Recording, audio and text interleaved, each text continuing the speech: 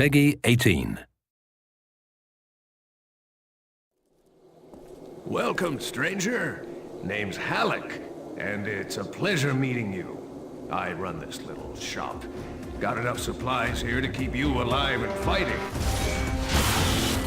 Rage, at its core, is a first-person shooter. These other elements like racing and vehicle combat, they're additive to the experience. But it's important not to get confused by really what we do.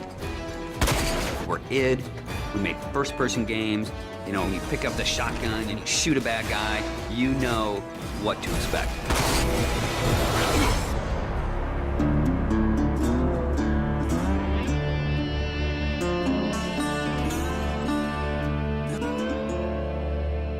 So in Rage, what we've tried to do is in every new environment that you enter, we give you a new weapon or a new ammo type or a new engineering item to keep the experience fresh. And as you play through the game, your arsenal grows and grows.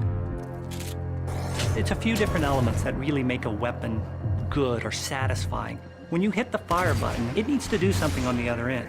And that's where you get the feedback from blowing a head off or seeing a cool death animation. You know, I've always loved shotguns in all of the id games especially. I think if we didn't have a shotgun, a lot of fans would be upset. But the crossbow, because it's so different and so new, it's almost like this utility weapon.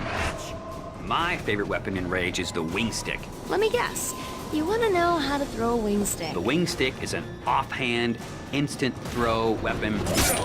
The wing stick is such an iconic weapon. It's this bladed death boomerang, and it has like a smart nano targeting core is some of the mythos that we've built into it.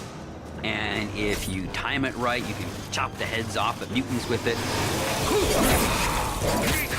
We have these things we call gadgets or engineering items. Things like a little remote control car with a bomb attached to it. Now you're building this little defense turret.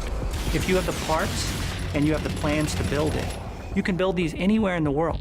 So now you're running around, you're firing, and instead of just tossing a grenade or just throwing the wing stick, you're tossing down a little defense turret. When we have other more complex engineering items, as you progress through the game, things like sentry bots that are automated robots that shoot all your enemies for you. If you utilize some of the other gadgetry items, you can make it a thinking man's game. But it doesn't stray too far from our core mechanics. It's one button. It all follows the same principle. I pay nicely for quality goods. There is an economy, and when people first think about the economy, they think RPG. But the economy is really your tool to manipulate how you want to play the game. It really is this player choice mechanic.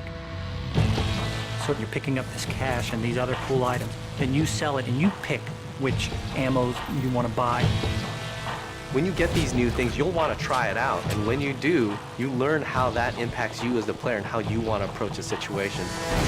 But at every step of the way, we never want the inventory to get in the way.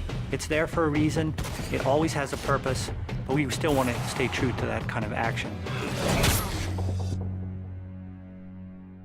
The world in Rage is about survival and all the elements that the player will need to succeed in surviving. It's up to them how they want to use those gadgets, weapons, and ammo types, along with the action shooter experience role that we intend for the player to take.